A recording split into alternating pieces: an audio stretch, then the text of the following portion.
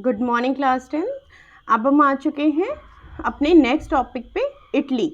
मतलब हम यूनिफिकेशन में चल रहे हैं। यूनिफिकेशन का लास्ट वाला हमने कंप्लीट किया था कि कैसे जर्मनी यूनिफाइड हुआ था 1871 में।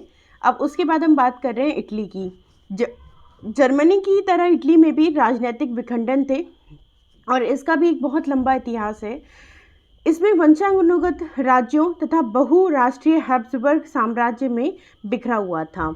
इसका मतलब ये है कि जो हमारा इटली है ना, वो कुछ ऐसा है, कुछ इस तरीके से उसकी बनावट है। उसमें एक राज्य है सार्देनिया पेडिमोंट। तो जो सार्देनिया पेडिमोंट है वो यहाँ पर है, ठीक है, वो अलग है। और पूरे इटली को ऐसे 3 पार्ट में डिवाइड कर दिया गया है। टोटल इसमें 7 राज्य हैं, लेकिन सार्देनिया पेडिमोंट को अलग रखा गया है और बाकी सबको कुछ इस तरीके से डिवाइड कर दिया है।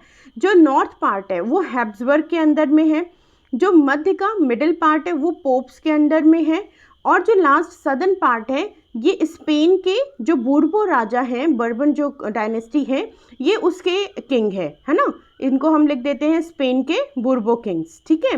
तो कुछ इस तरीके से इटली को डिफाइन किया गया था।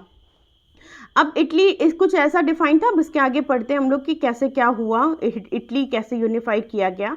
तो 19वीं सदी के मध्य में इटली 7 राज्यों में बटा हुआ था, अभी मैंने आपको बताया, जिनमें से केवल एक सार्देनिया पेडमोंट जो इटालवी राजघराने का शासन था। मतलब इसमें से जो इटालियन थे वो कौन थे एग्जैक्टली, वो पेडमोंट जो मैंने बताया, जो अलग सा एक यहाँ पे जो अलग से था, ये रहा पूरा इटली, और यहाँ पे अलग से भी ये जो पार्ट है ये सार्देनिया पेडमोंट था।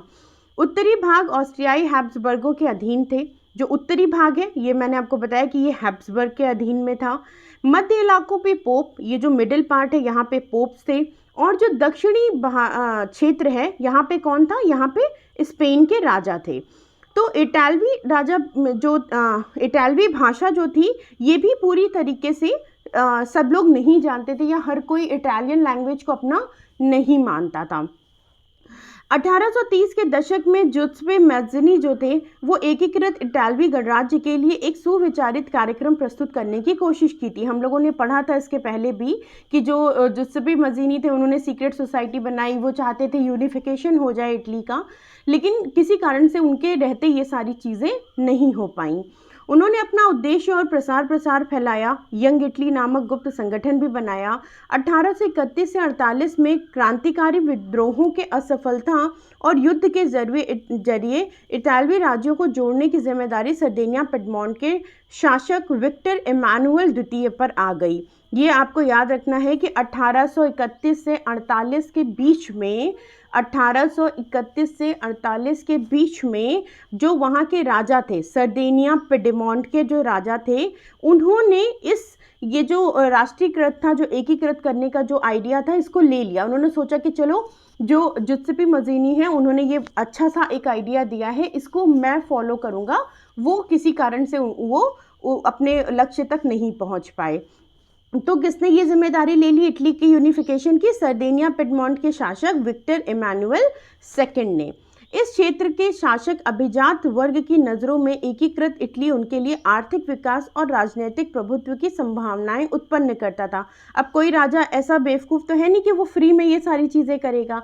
उनको भी समझ में आ रहा था कि अगर मान लीजिए कि ये इटली है और ये इनका सार्देनिया पेडिमोंट है, तो सार्देनिया पेडिमोंट एक छोटा सा क्षेत्र है, अगर वो पूरे इटली को यूनिफाई कर देते हैं तो ये सारा क्षेत्र उनका हो जाएगा, वो इतने बड़े क्षेत्र के राजा बन जाएंगे।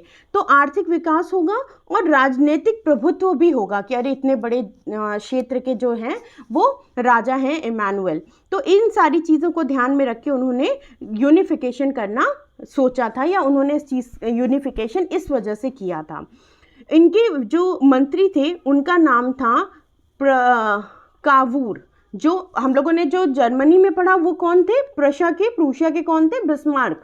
और जबकि यहाँ इनके कौन है? कावूर, जिन्होंने इटली के प्रदेशों को एकीकृत करने का आंदोलन नेतृत्व किया था।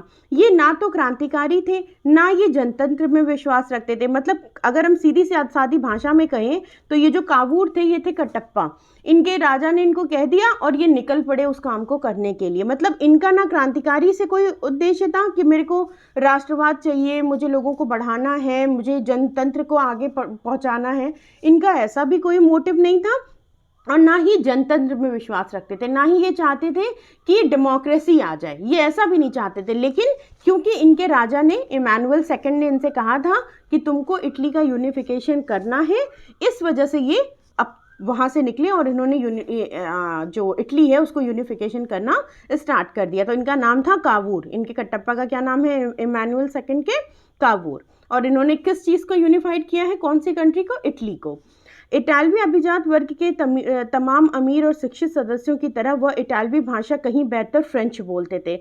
ये लाइन आपको समझाना चाह रही है कि जो कावूर थे वो थे तो सरदेनिया पिडीमोंट के मंत्री, है ना। मतलब जो इमैनुअल सेकंड हैं वो कहाँ के हैं? सरदेनिया पिडीमोंट के राजा हैं, और कावूर उनके मंत्री हैं। तो कहाँ के ये हुए? इटली के। लेकिन ये फ्रेंच ज़्यादा अच्छी बोलते हैं। इसका मतलब कि फ्रेंच जो लोग हैं या जो फ्रेंच एरिया है फ्रांस, वहाँ के लोगों से इनकी ज़्यादा बनती है। वहाँ के लोग ये ज़्यादा अच्छे से समझते हैं, या वहाँ के लोगों से इनकी जो मीटिंग है वो ज़्यादा अच्छी है, ज़्यादा अच्छे से उनके। तो ये शिक्षित सदस्यों की तरह इटालवी भाषा से कहीं बेहतर फ्रेंच बोलते थे, क्योंकि उस टाइम माना जाता था कि जो अमीर लोग हैं वो फ्रेंच लैंग्वेज बोलते हैं। तो ये भी इटालियन लैंग्वेज बहुत अच्छी ना बोलकर, जबकि मंत्री इटालियन रेजिडेंसी के हैं, लेकिन इटालियन लैंग्वेज अच्छी ना बोल के ये फ्रेंच लैंग्वेज ज़्यादा अच्छी बोलते थे।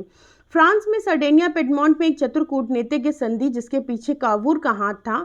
सरडेनिया पिडमोंट 1859 में ऑस्ट्रियाई बलों को हरा पाने में कामयाब हो गई। अब इन्होंने एक बहुत अच्छी फ्रांस के लोगों के साथ यहाँ पे है ना कि कूटनीतिज्ञ संधि बनाई गई, मतलब फ्रांस के लोगों को भी इन्होंने ऐड कर लिया। अभी इतने छोटा सा राज्य था, इनके पास उतने संसाधन नहीं थे कि ये इतने बड़े बड़े राज्यों को जीत सकें। तो इन्होंने उन बड़े राज्यों को, ये बड़े राज्य थे नॉर्थ, साउथ और मिडिल वाले, इनको जीतने के लिए 1859 में ऑस्ट्रियाई बलों को हरा पाए। ऑस्ट्रिया कहाँ था? हैब्सबर्ग ऑस्ट्रियाई कहाँ था? नॉर्थ में। यहाँ पे इनको हरा पाने में ये कामयाब हो गए। कब हो गए? 1859 में। ओके, 1859 में ये इनको हरा पाने में कामयाब हो गए। एक राज्य को हरा लिया। नियमित सैनिकों के अलावा जुत्सेपे गैरिबाल्डी के नेतृत्व में भारी संख्या में सशस्त्र स्वयंसेवकों ने इस युद्ध में हिस्सा लिया था। 1860 में वे दक्षिण इटली और 2 सिलिसियों के राज्य में प्रवेश कर गए और स्पेनी शासकों को हटाने के लिए स्थानीय किसानों का समर्थन पाने में भी कारगर रहे। अब ये देखिए, अगर आपको फिर से याद हो, ये हम लोगों ने इटली बनाया था। ऊपर वाला हैब्सबर्ग का था जो कि कावूर ने जीत लिया। नीचे वाला सिलेसिया, जो अभी हम लोगों ने पढ़ा कि जुत्सेपे गैरिबाल्डी थे जिन्होंने क्या किया था? दक्षिण में इटली और सिलेसियो के राज्य को जीत लिया था। जो दक्षिण में स्पेन सिलेसियो राज्य था इसको जीता था। तो ऊपर नॉर्थ को जीत लिया, नीचे साउथ को जीत लिया। अब बचा रहा मध्यम जो भाग था। तो मध्यम भाग के लिए यहाँ पे कुछ दिया नहीं है। इसका मतलब अगर आपको याद हो तो मध्यम भाग में कौन था जो सबसे हायर पोस्ट पे था, जो सबसे ज़्यादा राज करता था? वो थे पोप। और पोप क्या होते हैं? जो कैथलिक धार्मिक जो गतिविधियां करते हैं उनमें जो सबसे उच्च अधिकारी होते हैं उनको हम पोप कहते हैं। तो जब नॉर्थ का राज्य जीत लिया गया, साउथ का राज्य जीत लिया गया, तो पोप ने अपने आप ही बोला कि भाई हम जब इतने बड़े बड़े जो राजा हैं वो हार गए, तो उन्होंने शांति से अपना जो राज्य था वो इमैनुअल सेकंड के हाथ में दे दिया। सो 1860 में वे दक्षिणी इटालियन में जीत गए और 1861 में इमैनुअल द्वितीय को एकीकृत इटली का राजा घोषित कर दिया गया।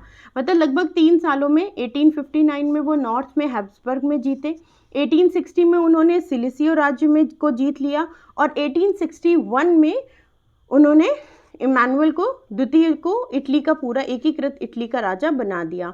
इटली के अधिकांश निवासी, जिसमें निरक्षरता की दर काफ़ी ऊंची थी, वहाँ के लोग पढ़े लिखे नहीं थे, उनमें उदारवादी और राष्ट्रवादी विचारधारा से अनजान थे। उनको नहीं पता कि ये यूनिफिकेशन क्यों हो रहा है, राष्ट्रीयकरण क्यों हो रहा है। तो दक्षिणी इटली में जिन आम किसानों ने गैरिबाल्डी को समर्थन दिया था, उन्होंने इटालिया के बारे में कभी सुना ही नहीं था। वे मानते थे कि ला टालिया विक्टर इमैनुअल की पत्नी है।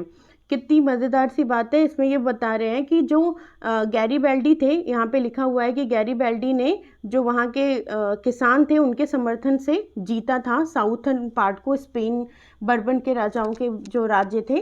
तो उनको पता ही नहीं था कि जो वो नारेबाजी करते थे, जो वो स्लोगन बोलते थे ला इटालिया, उसका मतलब क्या है। उनको ऐसा लगता था ला इटालिया का मतलब है विक्टर इमानुएल की पत्नी का नाम है। ठीक है, तो ये इटली का यूनिफिकेशन था। इसमें आपको कौन कौन सी बातें याद रखनी है। इसमें आपको याद रखना है विक्टर इमानुएल सेकेंड सार्डेनिया पिडीमोंट के राजा, 1859 में वो हैब्सबर्ग में उन्होंने जीत हासिल करी। 1860 में उन्होंने जुत्सेपी गैरीबल्डी ने 1860 में सिलिसिए जो एरियाज थे उन पे जीत हासिल की, और 1861 में इमानुएल द्वितीय को इटली का राजा बना दिया गया। तो ये वाला जो पैराग्राफ है ये यहीं पे ख़त्म होता है। इसके बाद हम बात करेंगे ब्रिटेन की अजीब दास्तान की नेक्स्ट वीडियो में। तब तक के लिए बाय बाय।